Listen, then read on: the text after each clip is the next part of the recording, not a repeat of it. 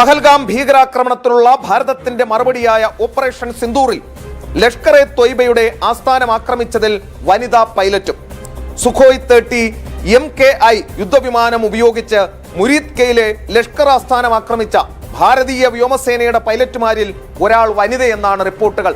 ഇന്നലെ ഡിവൈഎഫ്ഐയുടെ ഒരു പരിപാടിയിൽ കണ്ടു. അല്പവസ്ത്രധാരിണിയായ അർദ്ധനഗ്നിയായ ഒരു ഡിവൈഎഫ്ഐ പ്രവർത്തക ഒരു പരിപാടി സ്റ്റേജിൽ അവതരിപ്പിക്കുന്നു. ഡിവൈഎഫ്ഐക്കാർ കൈ കൊട്ടി അത് ആസ്വദിക്കുകയും ചെയ്യുന്നു. എന്നിട്ട് അവർ പറയുന്നത് സ്ത്രീകളുടെ നവോത്ഥാനമാണത്രേ ആ നടന്നത്. എന്റെ പൊന്നു സുഹൃത്തുക്കളെ, അർദ്ധനഗ്നിയായി അല്പവസ്ത്രധാരിണിയായി സ്ത്രീകളെ സ്റ്റേജിൽ കയറ്റി ആടുന്നതല്ല ഈ പറഞ്ഞ നവോത്ഥാനം. അതാണ് ഈ രാജ്യം ഭരിക്കുന്ന പാർട്ടി, അതിന്റെ സർക്കാർ പാകിസ്ഥാനിലെ ടെററിസ്റ്റുകൾക്ക് കാണിച്ചു കൊടുത്തത്. ഓപ്പറേഷൻ സിന്ദൂറിലൂടെ വാർത്തയിലേക്ക്.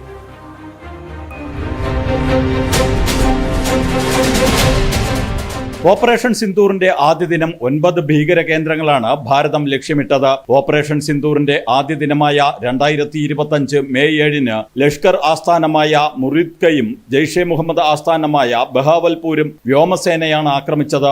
ആകെയുള്ള 9 ഭീകര കേന്ദ്രങ്ങളിൽ ബാക്കി 7 ഇടങ്ങൾ ആക്രമിച്ചത് കരസേനയാണ്. സുഖോയ് 30 MKIയും റാഫാൽ യുദ്ധവിമാനങ്ങളുമാണ് ഉപയോഗിച്ചത്. ദീർഘദൂര പീരങ്കികളും ലോയ്റ്ററിംഗ് മ്യൂണീഷനുകളും ഉപയോഗിച്ചാണ് കരസേന ആക്രമണം നടത്തിയത്.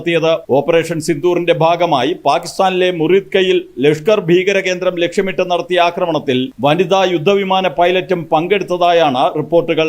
ഭാരതം തിരയുന്ന കൊടും ഭീകരനായ ഹാഫിസ് സയ്യിദ് നേതൃത്വം നൽകുന്ന ലഷ്കർ എ തോയ്ബയുടെ ആസ്ഥാനമാണ് മുരീദ് കെയിൽ. വ്യോമസേന യുദ്ധവിമാനങ്ങളിൽ നിന്ന് തുടർച്ചയായി പായിച്ച മിസൈലുകൾ ലഷ്കർ കേന്ദ്രത്തെ തകർത്ത് തരിപ്പണമാക്കിയിരുന്നു. ബ്രഹ്മോസ് മിസൈൽ ഉപയോഗിച്ചുള്ള ആക്രമണമായിരുന്നു മുരീദ് കെയിൽ ഉണ്ടായതെന്ന വിവരങ്ങളാണ് പുറത്തുവരുന്നത്. ബ്രഹ്മോസിന് പുറമെ റാംപേജ് മിസൈലുകളും തൊടുത്തിരിക്കാമെന്നും ചില റിപ്പോർട്ടുകൾ പറയുന്നു.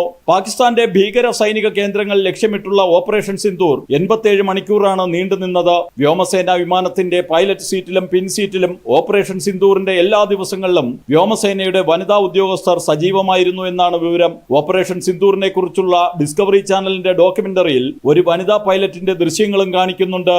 ജനം, ഡൽഹി.